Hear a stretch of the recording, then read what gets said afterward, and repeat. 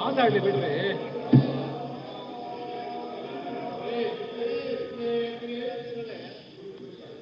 ಏನ್ ಘನತೆ ಗೌರವ ಬೇಡನ್ರಿ? ಮಾತಾಡುವಾಗ ಸ್ವಲ್ಪ ಸೌಜನ್ಯದಿಂದ ಕೇಳ್ರಿ.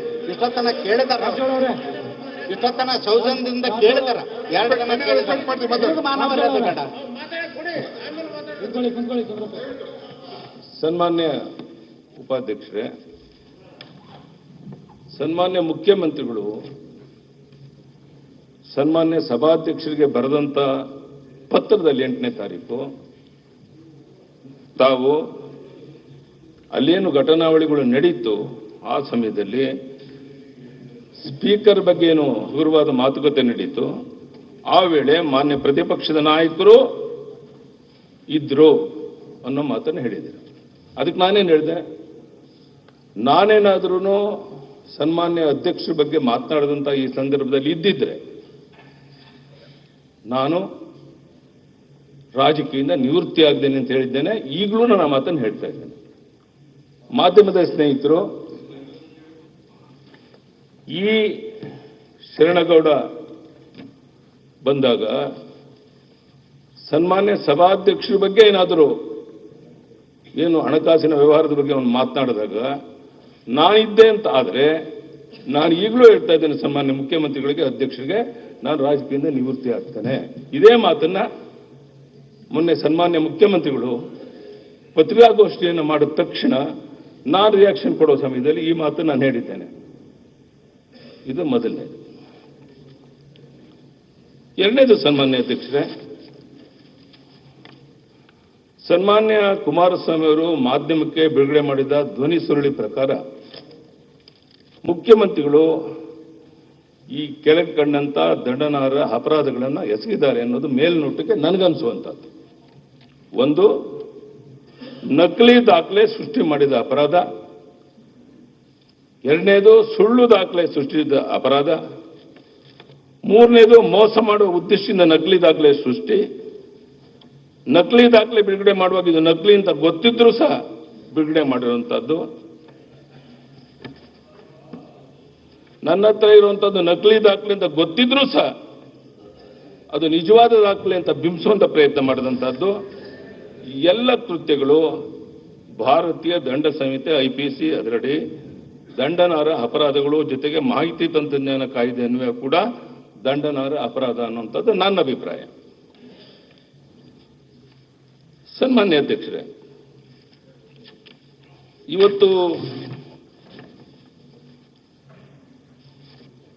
ಆ ಸಿಡಿ, ಆ ಧ್ವನಿ ಸುರುಳಿ ನಿಮ್ಮ ಪ್ರಕಾರನೇ 30-35 ನಿಮಿಷದ ಇರುವಂತಹದ್ದನ್ನ, ಆಡಿಯೋ ಟೇಪನ್ನು ಕೇವಲ 2-3 ನಿಮಿಷಕ್ಕೆ ಸೀಮಿತಗೊಳಿಸಿ ಕಟ್ ಅಂಡ್ ಪೇಸ್ಟ್ ಮಾಡಿ ಎಡಿಟಿಂಗ್ ಮಾಡಿ ತಮಗೆ ಅನುಕೂಲವಾಗುವ ಅರ್ಥ ಬರೋ ರೀತಿ ಮಾಧ್ಯಮದಲ್ಲಿ ಬಿತ್ತರಿಸುವ ಮೂಲಕ ರಾಜಕೀಯ ಷಡ್ಯಂತ್ರವನ್ನು ಈ ರಾಜ್ಯದ ಮುಖ್ಯಮಂತ್ರಿಗಳು ಮಾಡಿದ್ದಾರೆ ಅನ್ನೋದು ನನ್ನ ನೇರ ಆರೋಪ.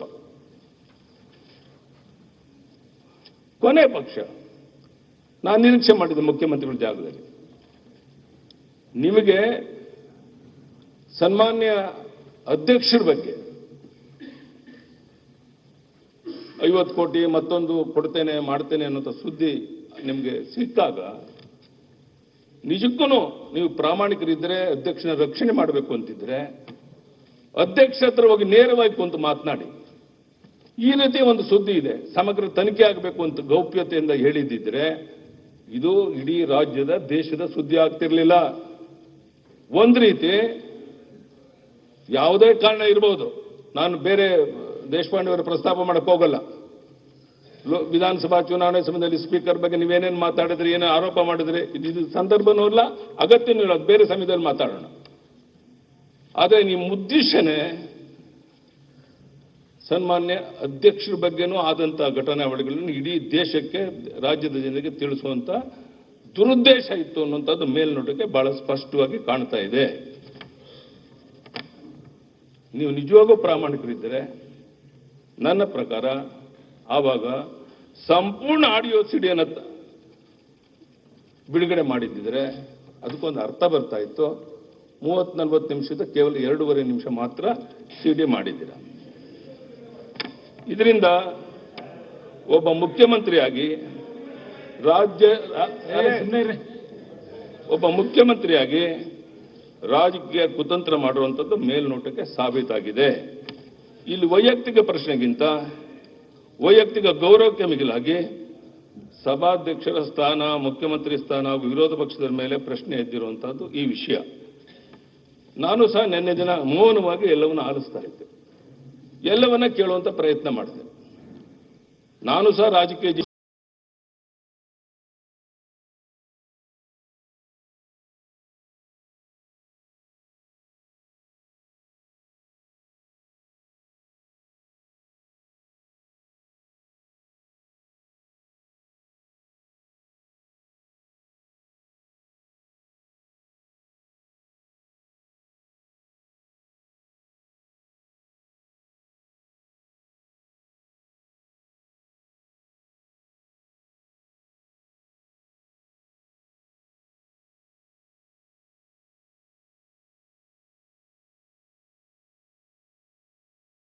ಘಟನೆಯನ್ನ ದುರುಪಯೋಗ ಮಾಡಿಕೊಂಡು ನಿಮ್ಮ ಸ್ವಾರ್ಥಕ್ಕೆ ಉಪಯೋಗ ಮಾಡಿಕೊಂಡು ನಿಮ್ಮ ಕುರ್ಚಿ ಉಳಿಸ್ಕೊಳ್ಳೋಕೆ ಪ್ರಯತ್ನ ಮಾಡಿದ್ರಿ ಅನ್ನೋದು ನನ್ನ ಆರೋಪ. ಇದು ನಿಮಗೆ ಶೋಭೆ ತರುವಂತಹದ್ದಲ್ಲ ಅನ್ನುವಂಥದ್ದು ನನ್ನ ಮಾತು. ಸನ್ಮಾನ್ಯ ಅಧ್ಯಕ್ಷರೇ,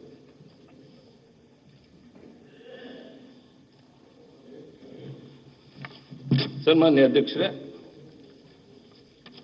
ಇಡೀ ಜಗತ್ತಿಗೆ ಗೊತ್ತಿರುವಂತಹದ್ದು 20ಕ್ಕೂ ಹೆಚ್ಚು ಕಾಂಗ್ರೆಸ್ಸಿನ ಶಾಸಕರು ರೆಸಾರ್ಟ್ನಲ್ಲಿ ಯಾವುದೇ ಕಾರಣಕ್ಕೆ ನಾವು ಕುಮಾರಸ್ವಾಮಿಯವರನ್ನ ಮುಖ್ಯಮಂತ್ರಿಯಾಗಿ ಒಪ್ಕೊಳ್ಳಕ್ಕೆ ಸಿದ್ಧ ಇಲ್ಲ ಅನ್ನುವಂಥದ್ದು ಇಡೀ ನಾಡಿನ ಜನರಿಗೆ ಗೊತ್ತಿರುವಂತಹ ಸಂಗತಿ. ಯಾರು ಅತೃಪ್ತ ಕಾಂಗ್ರೆಸ್ಸಿನ ಶಾಸಕರಿದ್ರು ಅವರು ಮುಂಬೈಗೆ ಹೋಗಿದ್ದಾರೋ ಮತ್ತೊಂದು ಕಡೆ ಹೋಗಿದ್ದಾರೋ, ಆದರೆ ನಿಮ್ಮ ಬಗ್ಗೆ ಅತೃಪ್ತಿಯಾಗಿ ನಿಮ್ಮ ಆಡಳಿತ ವೈಖರಿ ಬಗ್ಗೆ ಬೇಸತ್ತು ಹೊರಗಡೆ ಹೋಗಿದ್ರೆ ಅದಕ್ಕೆ ಯಡಿಯೂರಪ್ಪ ಜವಾಬ್ದಾರ ಅಲ್ಲ, ಭಾರತೀಯ ಜನತಾ ಪಾರ್ಟಿಯವ್ರ ಜವಾಬ್ದಾರ ಅಲ್ಲ, ಅದು ನಿಮ್ಮ ಜವಾಬ್ದಾರಿ. ಅವರನ್ನು ಕಾದಿಟ್ಕೊಳ್ಳುವಂಥದ್ದು, ನೋಡ್ಕೊಳ್ಳುವಂಥದ್ದು ನಿಮ್ಮ ಜವಾಬ್ದಾರಿ ಇತ್ತು, ಅದು ಯಡಿಯೂರಪ್ಪನ ಕೆಲಸ ಅಲ್ಲ. ಎರಡನೇದು, ನಮ್ಮ ಬಗ್ಗೆ ಹೇಳ್ತೀರಾ ಆಸೆ ಆಮಿಷಗಳು ಹುಟ್ಟಿಸಿದ್ರಿ ಅಂತ. ನಾನು ಮುಖ್ಯಮಂತ್ರಿಗಳು ನೇರವಾಗಿ ಹೇಳ್ತೇನೆ, ಈಗಾಗಲೇ ಅನೇಕ ಬಾರಿ ಚರ್ಚೆ ಆಗಿದೆ. ಸುಭಾಷ್ ಗುತ್ತೇದಾರ್ಗೆ ಸಚಿವನಾಗಿ ಮಾಡ್ತೇನೆ ಅಂತ ತಾವು ಕರೀಲಿರೋ ಮುಖ್ಯಮಂತ್ರಿಗಳೇ, ಇದು ಆಸೆ ಆಮಿಷ ಒಡ್ಡೋದಲ್ವೇನು? ನಿಮ್ಮ ಇಬ್ಬರು ಮಂತ್ರಿಗಳು ನನ್ನ ಹೆಸರುಗಳಲ್ಲಿ ಇಲ್ಲೇ ಇದ್ದಾರೆ, ನಮ್ಮ ಜೊತೆ 4-5 ಜನ ಬಿಜೆಪಿ ಶಾಸಕರು ಇದ್ದಾರೆ ಅಂತ ಹೇಳಿದ್ ನಿಜ ತಾನೆ? ಅಂದ್ರೆ ನೀವು ಎಲ್ಲ ರೀತಿಯ ಪ್ರಯತ್ನವನ್ನ ಮಾಡಿರುವಂತಹದ್ದು ನಮ್ಮ ಶಾಸಕನ ಸೆಳೆಯೋದಕ್ಕೋಸ್ಕರ. ನಾವು ಮಾತ್ರ ಸತ್ಯ ಹರಿಶ್ಚಂದ್ರ ಮಕ್ಕಳು ಅಂತ ಫೋರ್ಸ್ ಕೊಡುವಂಥದ್ದು, ಇದು ಸನ್ಮಾನ್ಯ ಅಧ್ಯಕ್ಷರು ಯಾರಿಗೂ ಶೋಭೆ ತರುವಂತಹದ್ದಲ್ಲ. ಮುಖ್ಯಮಂತ್ರಿಗಳು ಹೇಳಿದೆ, ಅವರು ಸಿಟ್ಟು ಬರ್ಬೋದು, ನಮ್ಮ ಪಕ್ಷದ ನೀವು ಹೇಳ್ಬೋದು. ಅರೆ, ಯಾವ ನೈತಿಕ ಹಕ್ಕಿದೆ ಸ್ವಾಮಿ ನೀವು ಮಾತನಾಡಕ್ಕೆ? ಒಬ್ಬ MLC ಅನ್ನ ಮಾಡಕ್ಕೆ 25 ಕೋಟಿ ಕೇಳಿದ್ ನಿಜ? ನಾನು ಒಬ್ಬ MLA ನಾನು 1 ಕೋಟಿ ಕೊಡ್ಬೇಕು, ಎಲ್ಲಿಂದ ತರಲಿ ಅಂತ ಹೇಳಿದೆ ಅನ್ನೋದು ಒಪ್ಕೊಂಡಿದ್ದೀರಾ ನೀವು? MLA ಮಾಡಕ್ಕೆ 25 ಕೋಟಿ, ರಾಜ್ಯಸಭಾ ಸದಸ್ಯನ ಮಾಡಕ್ಕೆ 50 ಕೋಟಿ. ಈ ತರ ಆದ್ರೆ ಈ ಪ್ರಜಾತಂತ್ರ ವ್ಯವಸ್ಥೆಗೆ ಒಂದು ಅರ್ಥ ಬರುತ್ತಾ, ಒಂದು ಶೋಭೆ ತರುತ್ತಾ ಆ ಸ್ಥಾನದಲ್ಲಿ ಕುಂತಿರುವಂತ ನಿಮಗೆ? ಸೊ ಈ ಎಲ್ಲ ಹಿನ್ನೆಲೆಯಲ್ಲಿ ನಾನೇನ್ ಹೇಳ್ತಾ ಇದ್ದೇನೆ, ಯಾವುದೇ ತನಿಖೆಗೆ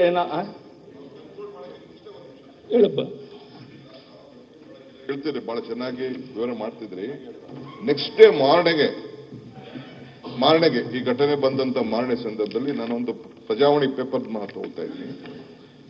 ಆಪರೇಷನ್ ಕಮಲ ಪ್ರಕರಣ ಉಭಯ ಸದನದಲ್ಲಿ ಇಂದು ಕೋಲಾಹಲ ಸಾಧ್ಯತೆ, ಆಡಿಯೋ ಧ್ವನಿ ನನ್ನದೇ BSY. ಶಾಸಕ ನಾಗನಗೌಡ ಪಾಟೀಲ್ ಅವರ ಪುತ್ರ ಶರಣಗೌಡನೊಂದಿಗೆ ಮಾತನಾಡಿದ್ದು ನಾನೇ, ಸಂಭಾಷಣೆಯಿದ್ದು ನನ್ನದೇ ಧ್ವನಿ ಎಂದು ಬಿಜೆಪಿ ರಾಜ್ಯ ಘಟಕದ ಅಧ್ಯಕ್ಷ BS ಯಡಿಯೂರಪ್ಪ ಒಪ್ಪಿಕೊಂಡಿರುವುದು ಮುಖ್ಯಮಂತ್ರಿ ಕುಮಾರಸ್ವಾಮಿ ಸಿಡಿದ ಆಡಿಯೋ ಬಾಂಬ್ ಪ್ರಕರಣ ಹೊಸ ತಿರುವು ಕೊಟ್ಟಿದೆ ಅಂತ ಒಂದು point.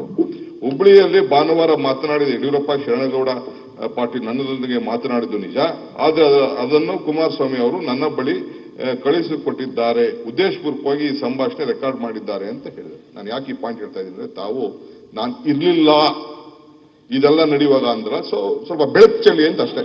You try to Kumar, ಯಾಕೆಂದ್ರೆ we want you are my well wisher. Thank you. ನಾನು ಸನ್ಮಾನ್ಯ ಅಧ್ಯಕ್ಷರು ಹೇಳ್ತಿರುವಂತದ್ದು, ದಯಮಾಡಿ ಮಾಧ್ಯಮದ ಸ್ನೇಹಿತರು ಇದ್ದಾರೆ, ಇದನ್ನು ತಿರ್ಚೋದು ಬೇಡ. ನಾನು ಹೇಳಿರೋದೇನೋ, ಸನ್ಮಾನ್ಯ ಸಭಾಧ್ಯಕ್ಷರ ಬಗ್ಗೆ 50 ಕೋಟಿ ರೂಪಾಯಿ ಕೊಡುವಂತ ಮಾತುಕತೆಗಳು ಇದೆಲ್ಲ ನಡೆದಾಗ ನಾನೇನಾದ್ರು ಇದ್ದಿದ್ರೆ, ನನ್ನ ಸಮಕ್ಷಮ ಇದು ನಡೆದಿದೆ ಅನ್ನೋದಾದ್ರೆ ನಾ ರಾಜಕೀಯದಿಂದ ನಿವೃತ್ತಿ ಆಗ್ತೀನಿ ಅಂತ ಹೇಳಿದ್ದೇನೆ ಹೊರತು, ಶರಣಗೌಡ ರಾತ್ರಿ 12ವರೆಗೆ ನಾ ಮನಗಿದ್ದಾಗ ಯಾರ ಜೊತೆಗೆ ಬಂದು ಎಬ್ಸಿ ಮಾತನಾಡಿಲ್ಲ ಅಂತ ನಾನು ಹೇಳಿಲ್ಲ. ಇದನ್ನ ಹುಬ್ಬಳ್ಳಿನಲ್ಲಿ ಸ್ಪಷ್ಟ ಮಾಡಿದ್ದೇನೆ, ಈಗಲೂ ಸ್ಪಷ್ಟ ಮಾಡ್ತಾ ಇದ್ದೇನೆ. ನಾನೇನು ಹೇಳ್ಬೇಕಾರೆ, ಶರಣಗೌಡ ಮಾತನಾಡಿದಂತ 40 ನಿಮಿಷದ ಟೇಪನ್ನ ಕೇವಲ 2-3 ನಿಮಿಷ ಮಾತ್ರ ಅದ್ರ ಬೇಕಾದನ್ನ ಮಾತ್ರ ತಿರ್ಚಿ ಸನ್ಮಾನ್ಯ ಮುಖ್ಯಮಂತ್ರಿಗಳು ಇದನ್ನು ಮಾಡಿರುವಂತದ್ದು ಅಕ್ಷಮ್ಯ ಅಪರಾಧ. ಎರಡನೇದು, ಮುಖ್ಯಮಂತ್ರಿಗಳ ಜವಾಬ್ದಾರಿ ಇತ್ತು, ಸಭಾಧ್ಯಕ್ಷನ ಭೇಟಿ ಮಾಡಿ ಈ ರೀತಿ ಒಂದು ಸುದ್ದಿ ಇದೆ, ಈ ಬಗ್ಗೆ ತನಿಖೆ ಆಗಬೇಕು ಅಂತ ಹೇಳಿದ್ರ ಬದಲಿಗೆ ಸನ್ಮಾನ್ಯ ಸಭಾಧ್ಯಕ್ಷರಿಗೆ ಬರೆದಿರುವಂತಹ ಪತ್ರದಲ್ಲಿ ಯಡಿಯೂರಪ್ಪನವರು ಇದ್ರು ನಿಮ್ಮ ಬಗ್ಗೆ ಈ ತರ ಆರೋಪ ಮಾಡಿದಾಗ ಅನ್ನೋ ಮಾತನ್ನು ಹೇಳಿದಿರಲ್ಲ, ಇದು ಸತ್ಯಕ್ಕೆ ದೂರವಾದಂತಹದ್ದು. ಅದಕ್ಕಾಗಿ ದೇಶಪಾಂಡೆ ಅವರು ನಾನು ಹೇಳ್ತಾ ಇದ್ದೇನೆ, ನಾನೇನಾದ್ರೂ ಈ ಮಾತುಕತೆ ಸಂದರ್ಭದಲ್ಲಿ ಇದ್ದೆ ಅಂತ ಈಗಲೂ ನೀವು ಸಾಬೀತು ಮಾಡಿದ್ರೆ I will retired from politics. ಅವತ್ತು ಹೇಳಿದ್ದೇನೆ, ಈಗಲೂ ಹೇಳಿದ್ದೇನೆ, ನಾಳೆನೂ ಹೇಳ್ತೇನೆ. ಸನ್ಮಾನ್ಯ ಅಧ್ಯಕ್ಷ, ನಾನು ಹೇಳ್ತಾ ಇರುವಂತಹದ್ದು, ಇವತ್ತು ಸನ್ಮಾನ್ಯ ಮುಖ್ಯಮಂತ್ರಿಗಳು ತಮ್ಮ ಕುರ್ಚಿ ಉಳಿಸ್ಕೊಳ್ಳೋಕ್ಕೋಸ್ಕರ ಯಾವ ಕಾಂಗ್ರೆಸ್ ಶಾಸಕರೆಲ್ಲ ತಿರುಗಿ ಬಿದ್ದಿದ್ದಾರೆ ಅಂತ ಗೊತ್ತಾದ ಮೇಲೆ ಈ ರೀತಿ ಅಸ್ತ್ರವನ್ನು ಉಪಯೋಗ ಮಾಡಿಕೊಳ್ಳುವಂತ ಅಕ್ಷಮ್ಯ ಅಪರಾಧವನ್ನ ಸನ್ಮಾನ್ಯ ಮುಖ್ಯಮಂತ್ರಿಗಳು ಮಾಡುವಂತಹದ್ದು ಆ ಸ್ಥಾನದಲ್ಲಿ ಕುಂತಿರುವಂತಹ ಮುಖ್ಯಮಂತ್ರಿಗಳಿಗೆ ಶೋಭೆ ತರುವಂತದ್ದಲ್ಲ ಅಂತ ಮಾತನ್ನು ಹೇಳಕ್ಕೆ ಇಚ್ಛೆ ಪಡ್ತೇನೆ. ಎರಡನೇದು, ತನಿಖೆಗೆ ನಾವು ಯಾವುದೂ ವಿರೋಧ ಇಲ್ಲ. ನಾನು ಗೌರವಾನ್ವಿತ ಅಧ್ಯಕ್ಷರಿಗೆ ಕೇಳಕ್ಕೆ ಇಚ್ಛೆ ಪಡ್ತೇನೆ, 225 ಜನ ಶಾಸಕರು ನೀವು ಬೆಂಬಲವನ್ನು ವ್ಯಕ್ತಪಡಿಸಿದ ಮೇಲೆ ನಿಮ್ಮ ಬಗ್ಗೆ ಯಾವುದೇ ಸಂಶಯ ಇಲ್ಲ ಅಂತ ಹೇಳಿದ ಮೇಲೆ ಮತ್ತಾಕೆ ಸಂಶಯ ಇಟ್ಕೊಂತೀರಾ ನೀವು? ನಿಮ್ಮ ಬಗ್ಗೆ ನಾವು ಗೌರವ ಇದೆ ಅಂತ ಹೇಳಿದ್ದೇವೆ. ಈಗ ನಾವು ನಿಮ್ಗೆ ಹೇಳ್ತಾ ಇರುವಂತದ್ದು, ತನಿಖೆ ಆಗಬೇಕು, ಸತ್ಯ ಹೊರಬರಬೇಕು, ಸದನ ಸಮಿತಿ ಮಾಡಿ. ಈ ಮನೆಯ 224 ಜನ ಶಾಸಕರ ಬಗ್ಗೆ ನಿಮ್ಗೆ ವಿಶ್ವಾಸ ಇಲ್ವೇನು? ನೀವೇ ಮಾಡುವಂತ ಸದನ ಸಮಿತಿ ವರದಿ 15 ದಿನ ಅಲ್ಲ 20 ದಿನದೊಳಗಡೆ ಕೊಡಿ ಅಂತ ಹೇಳಿ, ಇದು ನಮ್ಮ ಒತ್ತಾಯ ನಿಮಗೆ. ನನ್ನ ಪ್ರಕಾರ SIT ಆದೇಶ ಮಾಡಕ್ಕೆ ಅಧ್ಯಕ್ಷಗೂ ಅಧಿಕಾರ ಇಲ್ಲ. ಆದೇಶ ಮಾಡಿಲ್ಲ, ಅದು ನಾನು ಹೇಳ್ತೇನೆ. ಅದಕ್ಕೋಸ್ಕರ ಅಧ್ಯಕ್ಷಗೂ ಆದೇಶ ಅವಕಾಶ ರೈಟ್ ಸರ್, ಯು ರೈಟ್. ಎರಡನೇದು, ಅದನ್ನು 104 ಜನ ಶಾಸಕರು ಅಂತ ನಮ್ಮನ್ನ ಸ್ವಾಮಿ ತಾವು ಇದುವರೆಗೆ ನಡೆದಿರುವಂತಹ ಸತ್ಸಂಪ್ರದಾಯ ಏನು? ಇಂಥ ಘಟನಾವಳಿಗಳು ನಡೆದಾಗ ನಿಮ್ ಕೊಠಡಿ ಕರೆಸ್ತಾ ಇದ್ದೀರಿ, 2 ಪಕ್ಷದ ಮುಖಂಡನ ಕರೆಸ್ತಾ ಇದ್ದೀರಿ, ಮಾತಾಡ್ತಾ ಇದ್ದೀರಿ, ನಮ್ಮ ಸಲಹೆಯನ್ನು ಕೇಳ್ತಾ ಇದ್ದೀರಿ, ಈಗ ಮಾಡೋದು ಒಳ್ಳೇದು ಸಲಹೆ ಕೊಡ್ತಾ ಇದ್ದೀರಿ. ಆದ್ರೆ ಈ ಘಟನಾವಳಿಗಳು ನಡೆದಾದ್ಮೇಲೆ ತಮ್ಮ ಕೊಠಡಿ ಕರೀಲಿಲ್ಲ, ಯಾವುದೇ ವಿಚಾರ ಚರ್ಚೆ ಆಗಲಿಲ್ಲ. ಏಕಾಏಕಿ ಇಲ್ಲಿ ಬಲಾತ್ಕಾರವಾಗಿ SIT ಮಾಡಿ, ಯಾವ SIT ಮುಖ್ಯಮಂತ್ರಿಗಳ ಕಂಟ್ರೋಲಲ್ಲಿ ಇದೆ ಸಿದ್ದರಾಮಯ್ಯನವರೇ. SIT ಬಗ್ಗೆ ನಿಮಗೆ ಚೆನ್ನಾಗಿ ಗೊತ್ತು, ನಾನು ಹೇಳುವಂತ ಅಗತ್ಯ ಇಲ್ಲ. ನನಗಿಂತ ಹೆಚ್ಚಾಗಿ ಕುಮಾರಸ್ವಾಮಿ ಅವರಿಗೆ SIT. Thank you sir. ಅಲ್ಲಲ್ಲ, ನೀವು ಯಾವ ದೃಷ್ಟಿಯಿಂದ ಹೇಳಿದ್ರು ಸಹ ಸಿದ್ದರಾಮಯ್ಯನವರೇ ನಿಮ್ಮ ಬಗ್ಗೆ ಅಲ್ಲಲ್ಲ, ಒಂದ್ ನಿಮಿಷ ಹೇಳೋದು ಕೇಳದೆ, ನಾನು ಪ್ರಸ್ತಾಪ ಮಾಡಿಲ್ಲ ಯಡಿಯೂರಪ್ಪ. ಸಿದ್ದರಾಮಯ್ಯಜಿ, ನಾನು ಹೆಸರನ್ನೇ ಪ್ರಸ್ತಾಪ ಮಾಡಿಲ್ಲ. ಸಿದ್ದರಾಮಯ್ಯಜಿ, ನಾನು ಹೇಳ್ತೀನಿ ಕೇಳಿ, ನಿಮ್ಮ ಬಗ್ಗೆ ನನ್ನ ಗೌರವ ಇದೆ, ನಿಮ್ಗೆ ಅನುಭವ ಇದೆ, ನೀವು ಮಾತನಾಡೋದನ್ನ ತಪ್ಪು ಅಂತ ಹೇಳೋದಿಲ್ಲ. ನಾನು ಹೇಳ್ತಾ ಇರುವಂತಹದ್ದು, ಸನ್ಮಾನ್ಯ ಮುಖ್ಯಮಂತ್ರಿಗಳನ್ನ ನಮ್ಮನ್ನ ನಿಮ್ಮ ಕೊಠಡಿಗೆ ಕರೆದು ಈ ವಿಷಯದಲ್ಲಿ ಯಾವ ರೀತಿ ಮುಂದೆ ಹೆಜ್ಜೆ ಇಡಬೇಕು ಅಂತ ನೀವು ಚರ್ಚೆ ಮಾಡಿದ್ದಿದ್ರೆ ನಿನ್ನೆ ಇವತ್ತು ಚರ್ಚೆ ಮಾಡಿ ವ್ಯರ್ಥ ಮಾಡೋ ಸಮಯ ವ್ಯರ್ಥ ಮಾಡೋ ಸಂದರ್ಭನೇ ಬರ್ತಾ ಇರಲಿಲ್ಲ ಅಂತ ನನ್ನ ಸಲಹೆ ಅಷ್ಟೇ. ಹೇಳ್ತೇನೆ, 6ನೇ ತಾರೀಕು ರಾಜ್ಯಪಾಲರ ಭಾಷಣ ಪದ್ಧತಿಯಂತೆ 7ನೇ ತಾರೀಕು ಅಥವಾ 6ನೇ ತಾರೀಕೆ ನಾನು ಬಿಸಿನೆಸ್ ಅಡ್ವೈಸರಿ ಕಮಿಟಿ ಕರಿಬೇಕು. ನಿಮ್ಮ ಚೀಫ್ ವಿಪ್ ಬಂದು ನಾವು BACಯಲ್ಲೇ ಪಾಲ್ಗೊಳ್ಳೋದಿಲ್ಲ ಅಂತ ಹೇಳಿ ಬಿಸಿನೆಸ್ ಅಡ್ವೈಸರಿ ಕಮಿಟಿನ ನೀವು ಬಾಯ್ಕಾಟ್ ಮಾಡಿದ ಮೇಲೆ ಬಿಸಿನೆಸ್ ಶುರುವಾಗಿಲ್ಲ, ಕೆಲಸನೇ ಪ್ರಾರಂಭ ಆಗಿಲ್ಲ. ನನಗೇನು ಮಾಡೋದು ಹೇಳಿ? ನಾನು ಐ ಜಸ್ಟ್ ಥಾಟ್ ಪ್ರಿಸಿಪಿಟೇಟ್ ಮಾಡೋದು ಬೇಡ, ಇದನ್ನು ಉದ್ದಕ್ಕೆ ಬೆಳೆಸ್ಕೊಂಡು ಹೋಗೋದು ಬೇಡ ಅಂತ ಹೇಳಿ, ಆಲ್ರೈಟ್ ನಿಮ್ಮ ಕೆಲಸ ನೀವು ಮಾಡಿ, ಅವ್ರ ಕೆಲಸ ಅವ್ರು ಮಾಡಲಿ ಅಂತ ಇದ್ದೇನೆ. ಬೇರೆ ಇನ್ನೇನು ಉದ್ದೇಶ ಇಲ್ಲ. ಇಲ್ಲಿ ಸದನ ನಡೆಯುವ ವೇಳೆಗೆ ಏನಾದರೂ ಒಂದು ವಿಚಾರ ಕಗ್ಗಂಟಾಗಿ ಬಿಕ್ಕಟ್ಟಾದರೆ ಸದನದ ಸಂಪ್ರದಾಯ ಒಂದು 4 ಜನ ಮಧ್ಯದಲ್ಲಿ ಇರ್ತಾರೆ. ಈ ಸಲದ ಸಭೆ ಏನಾಗಿದೆ, ಎಕ್ಸೆಪ್ಟಿಂಗ್ 2 ಇಂಡಿಪೆಂಡೆಂಟ್ಸ್, 3 ಪೊಲಿಟಿಕಲ್ ಪಾರ್ಟೀಸ್ ಅವರು ಮಾತ್ರ ಇದ್ದಾರೆ. ಮೊದಲಿಗೆಲ್ಲ ಸಿಂಗಲ್ ಪಾರ್ಟೀಸ್ ಇರ್ತಿದ್ರು, 2-3 ಇರ್ತಿದ್ರು, MS ಕೃಷ್ಣನ್ ಇರ್ತಿದ್ರು, ಕಕ್ಲಾಯರ್ ಇರ್ತಿದ್ರು, ಅಥವಾ ಇನ್ನೊಬ್ರು ಯಾರೊಬ್ರು ಇಂಡಿಪೆಂಡೆಂಟ್ ಇರ್ತಿದ್ರು. ಅವರು ಓಡಾಡಿ ಆ ಕಡೆಯವ್ರನ್ನ ಈ ಕಡೆ ಕರೆಸಿ ಮಾಡ್ತಿದ್ರು. ನನಗೆ ಐ ಆಮ್ ಆಲ್ಸೋ ಹ್ಯಾಂಡಿಕ್ಯಾಪ್, ಸರ್ಕಮ್ಸ್ಟೆನ್ಸಸ್ನ ಯೋಚನೆ ಮಾಡ್ಕೊಳ್ಳಿ. ನನಗೆ I was so hurt. Business advisory committee ಬರೋದಿಲ್ಲ ಅಂದ್ರೆ ತಾವು former chief minister, leader of opposition, in vacuum governor ಬಂದ್ರು, ಗವರ್ನರ್ಸ್ ಅಡ್ರೆಸ್ ಮಾಡಿದ್ರು, ಹೊಟ್ಟೋದ್ರು. ಅವತ್ತು ಸೇರಕ್ಕಾಗಲಿಲ್ಲ, ಕಾಂಡೋಲೆನ್ಸ್ ಎಲ್ಲ ಮುಗಿಸಿದ್ವಿ. ನಾನು ಏನ್ ಮಾಡ್ಬೇಕು ಹೇಳಿ? ಬಿಸ್ನೆಸ್ ಅಡ್ವೈಸರಿ ಕಮಿಟಿ ಕಮಿಟಿ ಅದು ಸ್ಪೀಕರ್ ಕರೆಯೋದು, ಅದರಲ್ಲಿ ಎಲ್ಲರೂ ಇರ್ತೀರಿ. ನನಗೆ ರಿಯಲಿ ಲಾಸ್ಟ್ ಮೈ ಸೆಲ್ಫ್. ನಾನು ಹೇಳ್ಕೊಳ್ಳಿಲ್ಲ ಯಾರಿಗೂ. I did not share with anybody. Actually it's an insult to the speaker. I swallowed it because deteriorating order ಶುರು ಆದಾಗ ನೀವು ತಪ್ಪು, ಅವ್ರ ತಪ್ಪು, ನಾನ್ ತಪ್ಪು ಅಂತ ಹೇಳಕ್ ಬರಲ್ಲ. ಹೋಲ್ ಆರ್ಡರ್ ಆ ಥರ ಇಡೀ ದೇಶದಲ್ಲೇ ಹಂಗಾಗ್ಬಿಟ್ಟಿದೆ. ಆ ಭಾಷೆ ಉಪಯೋಗಿಸೋ ಭಾಷೆ, ಒಬ್ರಿಗೊಬ್ರು ಉಪಯೋಗಿಸೋ ಭಾಷೆ, ಯಾರು ನಾಗರಿಕರು ಯಾರು ಬಳಸೋ ಭಾಷೆನೆಲ್ಲ ಮುಂದುವರಿಸಿರ್ತಾವೆ. ಐ ಜಸ್ಟ್ ಟೋಲ್ಡ್ ಯು, ನಾನು ಯಾಕೆ ತಮ್ಮನ್ನು ಕರ್ಸಕ್ ಆಗ್ಲಿಲ್ಲ ಅನ್ನೋದಕ್ಕೆ ನಾನು ನನ್ನ ಮನಸ್ಸಲ್ಲಿದ್ದನ್ನು ಹೇಳಿದೆ ಅಷ್ಟೇ. ನೀವು ಹೇಳಿದ್ರೆ ನಾನು ಅದನ್ನು ಅಲ್ಲ. ಸನ್ಮಾನ್ಯ ಅಧ್ಯಕ್ಷರೇ, ತಮ್ಗೆ ಹೇಳಕ್ ಅಧಿಕಾರ ಇದೆ. ಅವತ್ತು ನಾವು ಬಿಸ್ನೆಸ್ ಅಡ್ವೈಸರ್ ಕಮಿಟಿಗೆ ಬರದೆ ನಾವು ಕುಂತಾಗ ಇದುವರೆಗೆ ನಡ್ಕೊಂಬಂದಂತ ಸಂಪ್ರದಾಯ, ತಾವು ಯಾರನ್ನಾರು ಕಳಿಸ್ಕೊಟ್ಟು ಯಾತಕ್ ಬರ್ತಾ ಇಲ್ಲ ಏನು ಅಂತ ಕಳಿಸ್ಕೊಡ್ತಾ ಇದ್ರಿ, ಅಥವಾ ಆ ಕಡೆಯಿಂದ ಪಾರ್ಲಿಮೆಂಟರಿ ಅಫೇರ್ಸ್ ಬಂದು ಮಿನಿಸ್ಟರ್ ಬಂದು ಮಾತನಾಡಿ ಕರೀತಾ ಇಂಥದ್ದು 16 ಘಟನೆಗಳು ನಡೆದಿದೆ. ನಾನು ಮುಖ್ಯಮಂತ್ರಿ ಆಗಿದ್ದಾಗ, ಉಪಮುಖ್ಯಮಂತ್ರಿ ಆಗಿದ್ದಾಗ, ಬೇರೆ ಸಂದರ್ಭದಲ್ಲಿ ಆ ತರ ಯಾವುದೇ ಪ್ರಯತ್ನ ನಿಮ್ ಕಡೆಯಿಂದ. ಸನ್ಮಾನ್ಯ ಅಧ್ಯಕ್ಷರೇ, ಒಂದ್ ನಿಮಿಷ ನಾನು ಮಾತಾಡಕ್ಕೆ ಬಿಡಿ. ಸಂಧಾನಕ್ಕೆ ಕರೀತಾರೆ, ಮಧ್ಯದಲ್ಲಿ ಹೇಳಿ ಕಳಿಸೋದು ಇಲ್ಲ. ಸನ್ಮಾನ್ಯ ಅಧ್ಯಕ್ಷರೇ, BAC ಯಾರಿಗೂ ಹೇಳಿ ಕಳಿಸಿಲ್ಲ. ಇಲ್ಲ ಸನ್ಮಾನ್ಯ ಅಧ್ಯಕ್ಷರೇ, ನಾನು ಇಷ್ಟೇ ವಿನಂತಿ ಮಾಡೋದು. ನಾನು ನಿಮ್ಮಲ್ಲಿ ಸನ್ಮಾನ್ಯ ಅಧ್ಯಕ್ಷ ನಿಮ್ಮಲ್ಲಿ ತಪ್ಪು ಹುಡುಕ್ತಾ ಇಲ್ಲ. ನಾನು ಇಷ್ಟೇ ಹೇಳ್ತಾ ಇರುವಂತಹದ್ದು, ನಮ್ಮದೇ ಆದಂತಹ ಕಾರಣಕ್ಕೆ ಬಿಸ್ನೆಸ್ ಅಡ್ವೈಸರಿ ಕಮಿಟಿಗೆ ನಾವು ಬರದೇನೆ ಕುಂತಾಗ ನಾವು ನಿರೀಕ್ಷೆ ಮಾಡಿದ್ದು ತಾವ್ಯಾರನ್ನಾರು ಪಾರ್ಲಿಮೆಂಟರಿ ಅಫೇರ್ಸ್ ಮಿನಿಸ್ಟರ್ ಯಾರಾದ್ರೂ ಬಂದು ಏನು ಅಂತ ವಿಷಯ ತಿಳ್ಕೊಂಡು ಕರೀತೀರಾ ಅಂತ ಅಷ್ಟು ನಾವು ನಿರೀಕ್ಷೆ ಮಾಡಿದ್ದು. ತಪ್ಪು ಅಂದ್ರೆ ತಪ್ಪಿಲ್ಲ. ಎರಡನೇದು, ನಾನು ನಿಮ್ಮಲ್ಲಿ ಉದ್ದೇಶ ಒಳ್ಳೆದೇ, ನಂದು ಉದ್ದೇಶ ಒಳ್ಳೆದೇ. ನೀವು ಬರಲಿಲ್ಲ, ನಾನು ಕರೀಲಿಲ್ಲ, ಒಳ್ಳೆ ತರ ಆಯ್ತು. ಈಗ ನಾನು ನಿಮ್ಮಲ್ಲಿ ಇಷ್ಟೇ ವಿನಂತಿ ಮಾಡುವಂಥದ್ದು, ಈಗಲೂ ಕಾಲ ಮಿಂಚಿಲ್ಲ. ನಿಮ್ಮ ಬಗ್ಗೆ ನಾವೆಲ್ಲರೂ ಸಹ ಗೌರವ ಇಟ್ಕೊಂಡಂತ ಈ ಸಂದರ್ಭದಲ್ಲಿ, ಈಗಾಗಲೇ ನಮ್ಮ ಗೌರವವನ್ನು ವ್ಯಕ್ತಪಡಿಸಿರೋ ಈ ಸಂದರ್ಭದಲ್ಲಿ ಮುಂದೇನ್ ಮಾಡಬೇಕು ಅನ್ನೋದ್ರ ಬಗ್ಗೆ ನಿಮ್ಮ ಕೊಠಡಿಗೆ ಕರೆದು ಎಲ್ಲರನ್ನು, ವಿರೋಧ ಪಕ್ಷ ನಾಯಕರು, ಆಡಳಿತ ಪಕ್ಷದ ಮುಖ್ಯಮಂತ್ರಿಗಳು ಎಲ್ಲರನ್ನು ಕರೆದು ಚರ್ಚೆ ಮಾಡಿ ಈ ಸದನದ ಸಮಿತಿ, ಹೌಸ್ ಕಮಿಟಿ ಹೇಗಿರಬೇಕು ಅಂತ ಚರ್ಚೆ ಮಾಡಿ ಒಂದು ತೀರ್ಮಾನಕ್ಕೆ ಬರೋದ್ರಿಂದ ನಾವು ಸಂಪೂರ್ಣ ಸಹಕಾರ ಕೊಡ್ತೇವೆ. ಸತ್ಯ ಹೊರ ಬರುತ್ತೆ, ಯಾರು ಅಪರಾಧ ಮಾಡಿದ್ದೀನಿ ಅವನು ಶಿಕ್ಷೆ ಆಗಬೇಕು. ನಿಮ್ಮ ಗೌರವಕ್ಕೆ ಚ್ಯುತಿ ಆದರೆ ನಮ್ಮೆಲ್ಲರಿಗೂ ಗೌರವಕ್ಕೂ ಚ್ಯುತಿ ಆದಂತೆ.